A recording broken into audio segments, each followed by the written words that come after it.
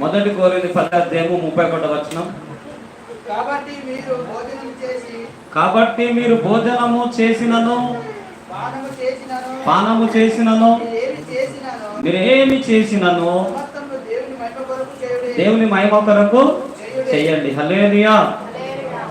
ఇక్కడ నువ్వేది చేసినానో దేవుని మహిమ కొరకు చెయ్యాలి. ఏది చేసినా ఏం కొరకు చేయాలా? దేవుని మహిమ కొరకు చేయాలి. ఏం చేయాలా దేవుని మనకు మహిమ కొరకు? పుట్టు వెంట్రుకలు తీసిన, పేరు పెట్టుకున్నా, పెళ్లి చేసుకున్నా, ఇంకా మరణించినప్పుడు, నిద్రించినప్పుడు, సమాధి కార్యక్రమం చేసిన, మరి బర్త్డే కార్యక్రమం చేసుకున్నా, ఏది చేసుకున్నా కానీ ఎట్లా చేయాలట? దేవునికి మహిమ వచ్చేటట్లుగా చేయాలట. హల్లెలూయా. కానీ చాలా మంది ఏం చేస్తారంటే పుట్టు వెంట్రుకలు తీస్తారు, డ్యాన్సులు చేస్తారు,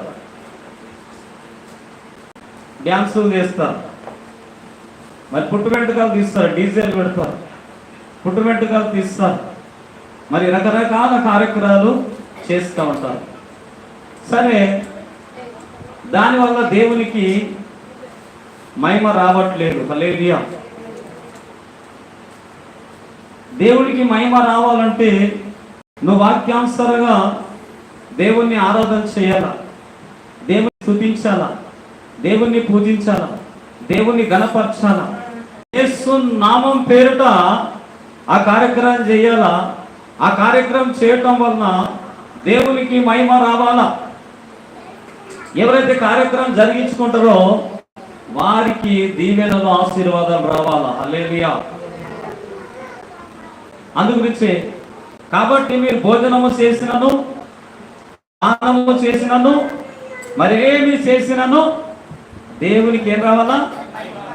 యేసుక్రీస్తు ప్రభు నామములో మహిమ రావాలా. ఆ మహిమ వచ్చేటట్లుగా కార్యక్రమాలు చెయ్యాలా. దేవునికి మహిమ వచ్చేటట్లుగా నువ్వు కార్యక్రమం చెయ్యాలా. నీకు ఇష్టం వచ్చినట్లు కార్యక్రమం చేసుడు కాదు, నీకు తోచినట్లు కార్యక్రమం చేసుడు కాదు. ఇక్కడ వాక్యం చెప్తుంది, నువ్వే కార్యక్రమము చేసినా, అది చిన్న కార్యక్రమం కావచ్చు, అది పెద్దది కావచ్చు, అది ఏదన్నా కావచ్చు, కానీ నువ్వు చేసే దాంట్లో దేవునికి మహిమ రావాలా. దేవుని చిత్తానుసారంగా నువ్వు చెయ్యాలా. దేవునికి చిత్తానుసారానికి కట్టుబడి చెయ్యాలా. యేసు ప్రభు నామములో అది చెయ్యాలా. ఆ రీతిగా చెయ్యాలని దేవుని వాక్యాలు తెలియజేస్తున్నాయి. అదే కొరింథీయులకు రాసిన పత్రికలో మనం చూస్తున్నాం. మరి ఏది చేసినానో దేవునికి మహిమ రావాలా. ఎఫెసీ 5:20 చూడండి. ఎఫెసీలకు రాసిన పత్రిక 5:20 చూడండి. అక్కడ దేవుని యొక్క వాక్యం తెలియజేస్తూ ఉంటుంది. ఎఫెసీ 5:20 చూసినట్లయితే,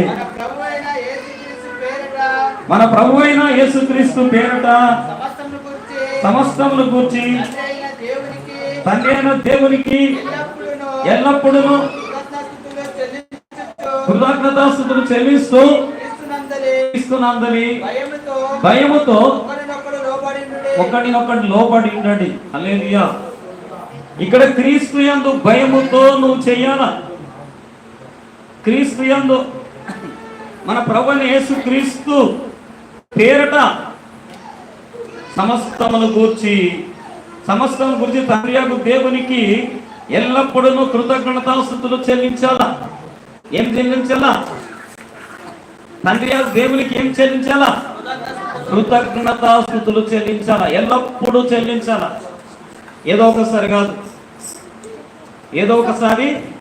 కాదు.